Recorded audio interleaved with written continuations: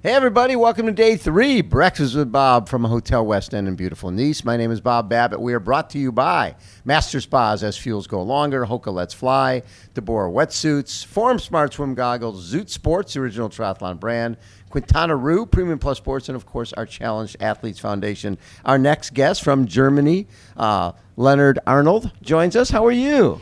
Quite good. Nice to be here. A pleasure. A good chance to meet you. I really appreciate you taking time. Yeah, I've seen your show the last years, and it's nice to be here and to be part of your show. Well, thank you, sir. And then so this year, you're coming off second place Ironman Switzerland with a low 242 marathon, and obviously you know a little climbing with a ninth at the Challenge Gran Canaria.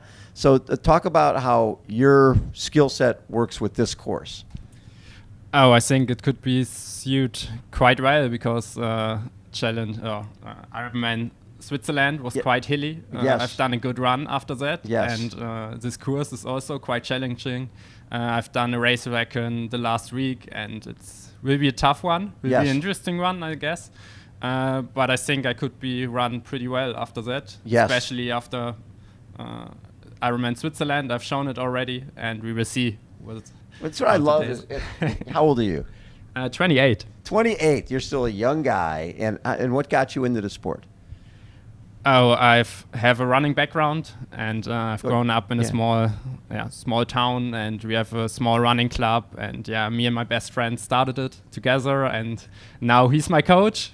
Oh, so you guys started a running club together, and then he became your coach? Yeah, he was 1 year in New Zealand, and he started triathlon there and bring it home to us. That's very cool. And then we started this journey together.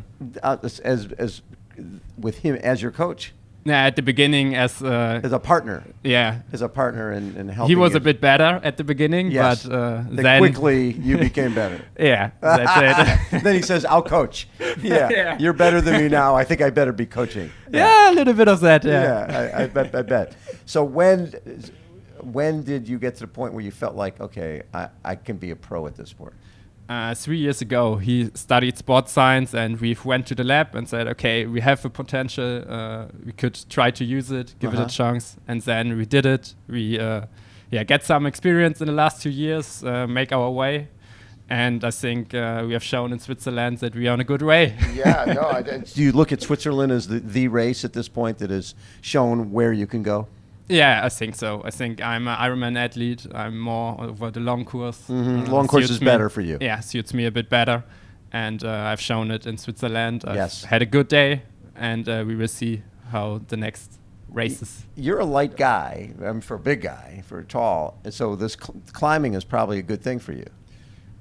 Yeah, could be the case. Yes. I don't know. It's my second long distance. Yes. So there's a lot of uncertainty on it, but I'm super happy to be here. That is so cool. And now, growing up in Germany, was it Jan Frodeno, Sebastian Kienle? You were aware of all the top triathletes? Yeah, I think that guys motivated me to try it as a pro. Right. And it's nice to be on the start line with Patrick, with Jan. Yes. And that's pretty darn cool. And then you got Sebastian doing the TV. And that's it. Sebastian interviewing you, and you're like, whoa, I pinch myself. I used to watch you on TV, and now you're interviewing me. Yeah, all the big guys are here, and looks like I'm part of it a little bit. You are part of it. Absolutely, you're part of it. I also in where was it at? Oh, you were 18th at 70.3 Lanzarote. We always know there's a lot of climbing, there. What's been your favorite race so far? Was it Switzerland? Yeah, I guess it was Switzerland because I was leading part of the race. Yes. At the beginning of the run, that feeling was amazing, and crowds cheering. You're leading the race. You're at the motors. You got the lead moto, the lead bicycle, all that stuff. And when did you get caught?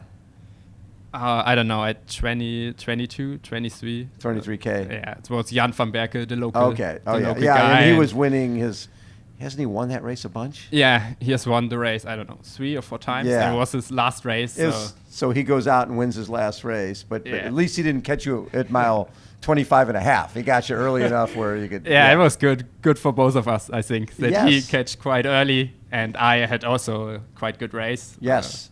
Were you having to worry about third place, or did you feel pretty confident about it? I feel pretty confident. Okay. I knew I get a little bit.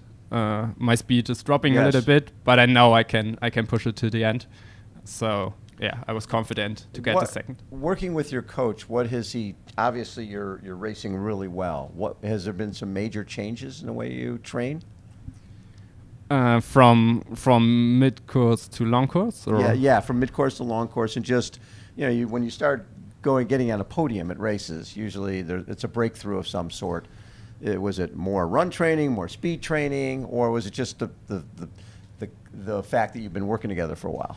I think the fact that we're working together for a while, the experience you need to get into races. I have not the short distance background. Yeah. So for me, was it okay? You start here as a pro, and you have not pro experience on short course. Right. So you have to do some learning, and that we have did the last 2 years, and now I think we know a little bit how the races are working, and looking forward to start here or to make the next step by step. Right. We are ready to progress. So when you have the Ironman World Championship so early in the year, September 10th, it leaves the rest of the season pretty open. Your plan to do other races? Yeah, it's not quite sure which race, but I will do 2 middle distance, I think. Okay, so middle distance, work on the speed. But you consider yourself the full Ironman as a better distance for you? Yeah, but the distance between Switzerland and Nice is quite short. Right. So I don't think we'll go for the long course this year again. Right, it's a good move. Yeah, So I mean, you don't want to burn yourself out. Yeah, that's it. You guys are fairly new at this. And then do you start thinking about next year at this point? Or are you at this point just go, okay, let's just get through this World Championship and then we'll play it by ear?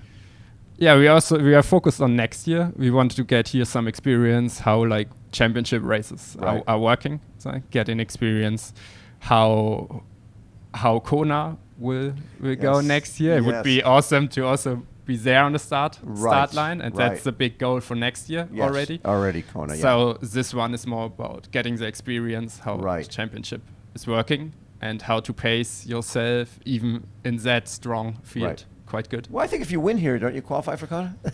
Yeah. Sounds a bit like the Rico Bogen story.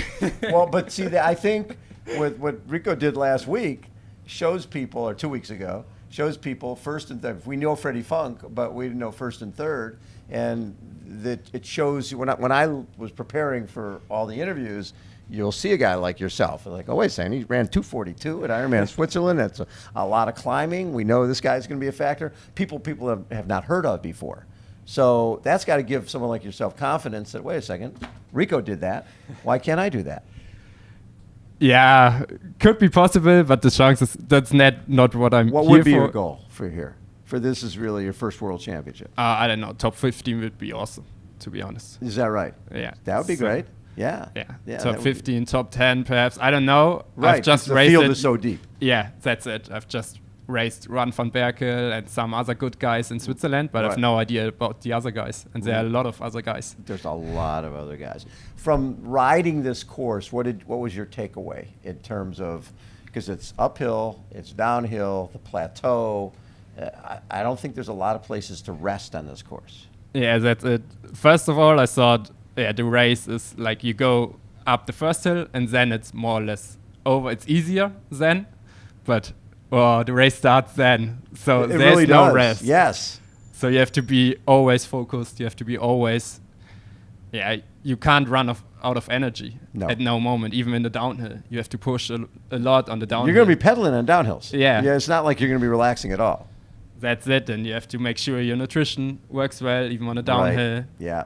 So, well, because this is an extra probably half hour on the bike. So nutrition becomes even a more important part of this. Yeah, that's it. Cam Worth was saying that if you were training on this course, you would ride that first climb. When you got to the plateau, you'd sort of relax a little bit.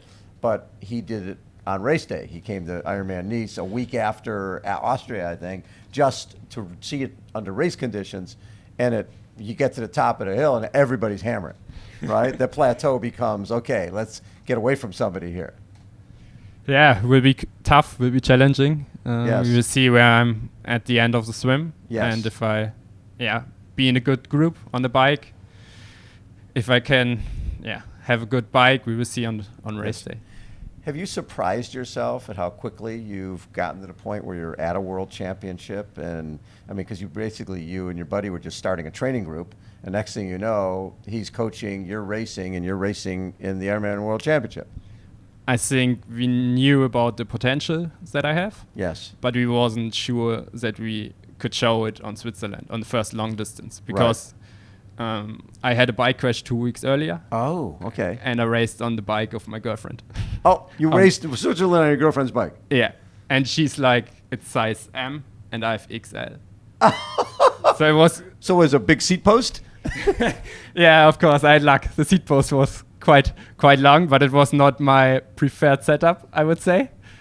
So is what bike are you riding here?